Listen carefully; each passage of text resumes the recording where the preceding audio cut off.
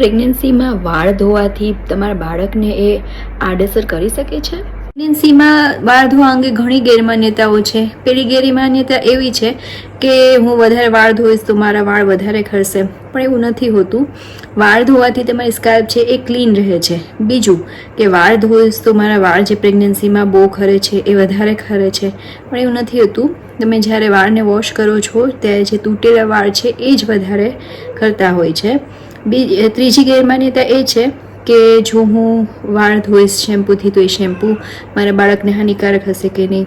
શેમ્પૂમાં એવું છે કે તમે જેટલા માઇલ્ડ શેમ્પૂ લો એમ પણ તમારા માટે વધારે સારું હોય છે, તો બને ત્યાં સુધી માઇલ્ડ શેમ્પૂનો યુઝ કરો. પ્રેગ્નન્સીમાં અમુક હોર્મોનલ ઇસ્યુના કારણે તમારી સ્કાલ્પ ઓઇલી થઈ શકે છે કાં તો વધારે ડ્રાય થઈ શકે છે, તો તમારે એ મુજબ શેમ્પૂનો યુઝ કરો.